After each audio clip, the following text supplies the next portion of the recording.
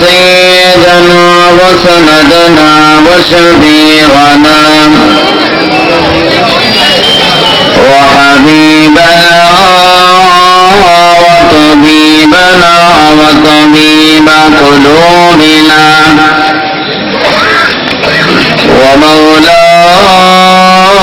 ومولانا محمدا عبده ورسوله اللهم صل على محمد كلما ذكره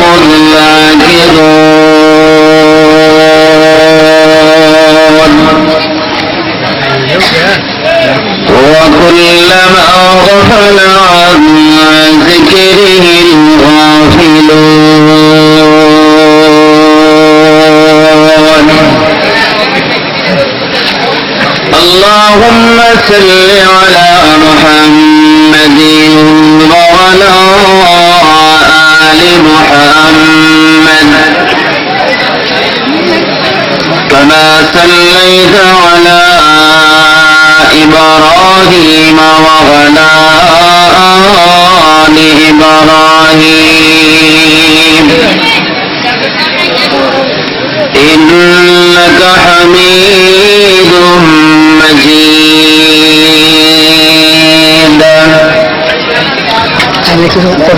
اللهم بارك على محمد وعلى آل محمد كما باركت على إبراهيم وعلى آل إبراهيم إنك حميد مجيد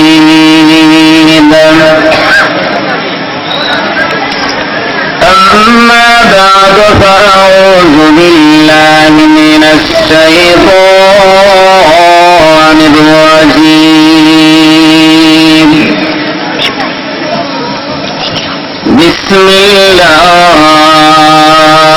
الرحمن الرحيم النبي قاعدين يا أيتها النفس المطمئنة ارجعي إلى ربك راضية مرضية فادخلي في عبادي وادخلي جنتي وقال النبي صلى الله عليه وسلم من أحب لقاء الله أحب الله لقاءه ومن كره لقاء الله كره الله لقاءه أو كما قال عليه الصلاة والسلام صدق الله العلي العظيم وصدق رسوله النبي الكريم ونحن على ذلك من الشاهدين والشاكرين والحمد لله رب العالمين سبحانك لا علم لنا إلا ما علمتنا إنك أنت العليم الحكيم صوم الليل استجب أيام بهنياته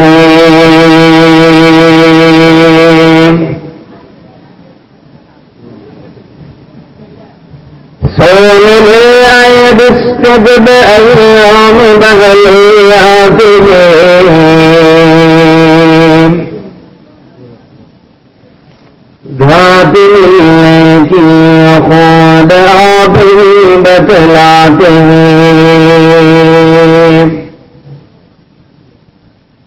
घात मिलने की खुद आप ही बतलाते हैं।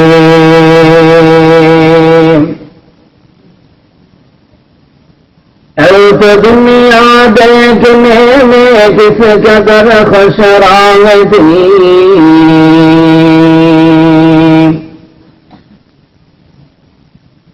तो दुनिया देखने में किस कदर खुशराग थी,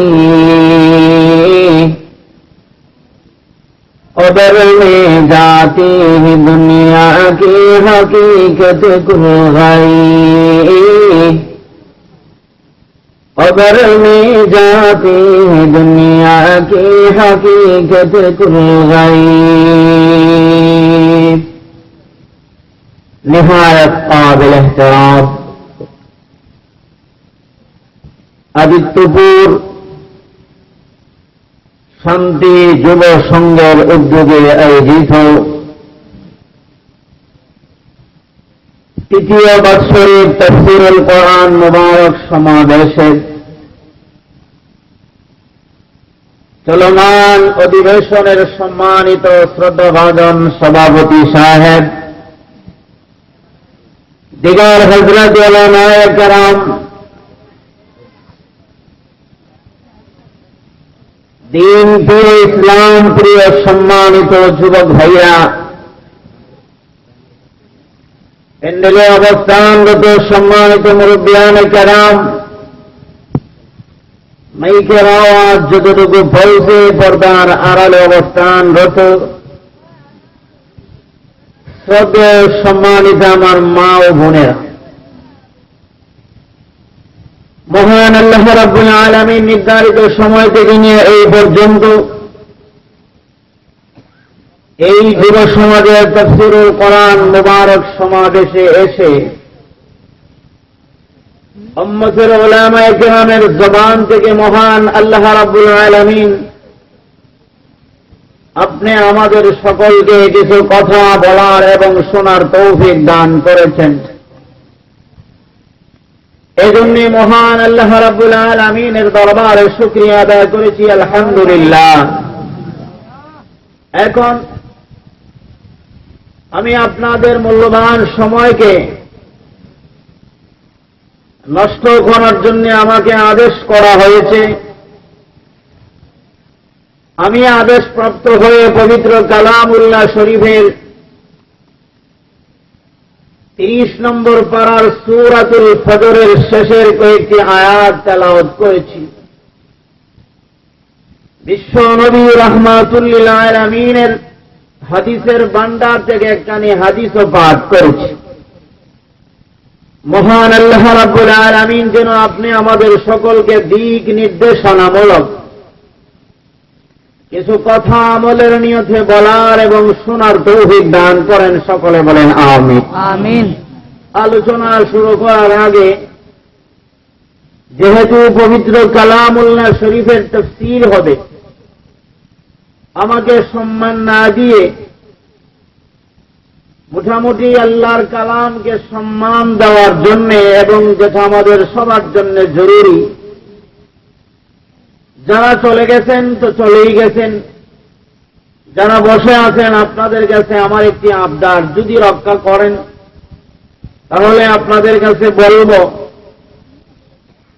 এলোমেলো হয়ে যারা বসে আছেন দয়া করে যদি আমার সামনে এসে বসে যান, মনে হয় আপনাদের ভালো হয়, পবিত্র কালামুল্লাহ শরীফের আজমত রক্ষা হয়।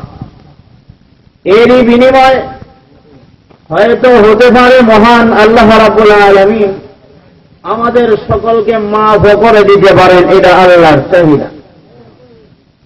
তবে যে কথাগুলি আমি বলবো গুরুত্বপূর্ণ কথা, আপনারা যদি মনোযোগ সহকারে শুনেন তাহলে 1 নম্বর হয়তো আপনাদের মজাও লাগতে পারে, 2 নম্বর ইহকালীন পরকালীন জিন্দেগীর খোরাক হতে পারে, হয়তো হতে পারে এই কথার ভিতরে এমন কোন কথা বাহির হয়ে যাইতে পারে যে কথাটি আপনি আমাদের সকলের জন্য নাজাতের কারণ হয়ে দাঁড়ায়। আমার ভাইরা, পবিত্র কালামুল্লাহ শরীফের তাফসীর, যেই কালামুল্লাহ শরীফের অ্যাকশন, যেই কালামুল্লাহ শরীফের পাওয়ার, যেই কালামুল্লাহ শরীফের শক্তি, বিশ্ব নবীর ঘোষণা, কোন মানুষ যদি পবিত্র কালামুল্লাহ শরীফের একটি আয়াত, একটি হরফ পড়ে, অথবা একজনে পড়লো আরেকজনের কর্ণকুহরে তার আওয়াজ যদি পৌঁছিয়া যায়, অথবা একজন কৃষক জমিনে কাজ করেন, পবিত্র কালামুল্লাহ শরীফ পড়ার অথবা শোনার কোনো নিয়তই নাই, হঠাৎ করে মাইকের আওয়াজ তার কানে পৌঁছে গিয়েছে, তো হুজুর বলেন শূন্যওয়ালা পড়নেওয়ালা সবার জন্য মহান আল্লাহ রাব্বুল আলামিন এক একটা হরফের বিনিময়ে 10টা নেকি দান করে। তারপরে আবার যদি জাননেওয়ালা হয়, যদি কোরআনের তর্জমা জানে, ব্যাখ্যা জানে, বিশ্লেষণ জানে, বিশ্ব নবী রাহমাতুল লিল আলামিনের ঘোষণা, পড়নেওয়ালা জাননেওয়ালা অনিচ্ছাগত যিনি শুনল, সে যদি কালামুল্লাহ শরীফের তাফসীর জানে, কালামুল্লাহ শরীফের তর্জমা জানে, কালামুল্লাহ শরীফের ব্যাখ্যা বিশ্লেষণ তার জানা আছে, আমার নবী বিশ্ব নবী রাহমাতুল লিল আলামিনের ঘোষণা এক একটা হরফের বিনিময়ে মহান আল্লাহ রাব্বুল আলামিন ওই মানুষটাকে 100 নেকি দান করে। সুবহানাল্লাহর আওয়াজে আপনাদের কাছে প্রমাণ হয়ে গেল 100 নেকি আপনারা খুশি না, অনেক বেজার হয়ে গেছেন। এক একটা নেকির পরিমাণ তাম দুনিয়ার শূন্যস্থান পরিপূর্ণ হবে, এরপরও কি আপনারা খুশি হবেন না?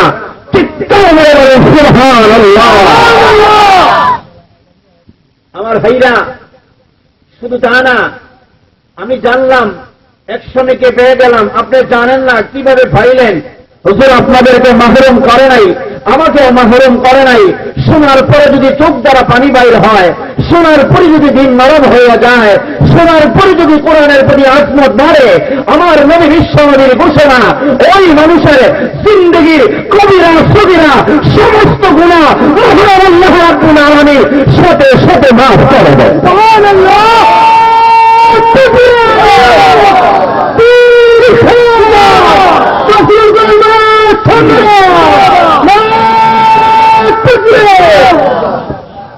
আব্দুর রশিদ দোকানদার মানুষ, জীবনে কোনোদিন মাদ্রাসায় যায় নাই, স্কুলেও যায় নাই, মক্তবেও যায় নাই, বয়স হল মাত্র 20।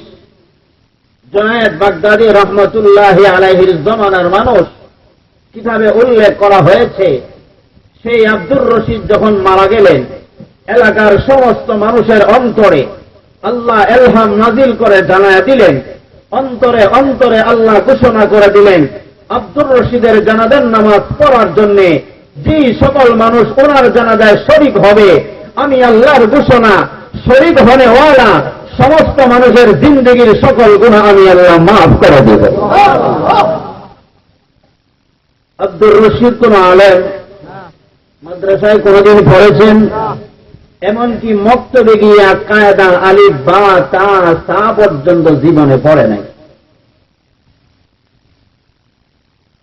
আল্লাহ ঘোষণা দিয়ে দিলেন, এমন কেউ আছেনি? আব্দুর রশিদ দুনিয়া থেকে বিদায় হয়ে গেছেন, ওনার জানাজা যদি পড়িয়া নাও, আমার আল্লাহ জানা দিয়েছেন নামাজ পড়তে দেরি হবে। ও এলাকার মানুষের, আব্দুর রশিদের জানাজা যদি পড়তে চাও, জিন্দগির গুনাহ যদি মাফ করাইতে চাও, আব্দুর রশিদের নামাজে শরীক হয়ে যাও।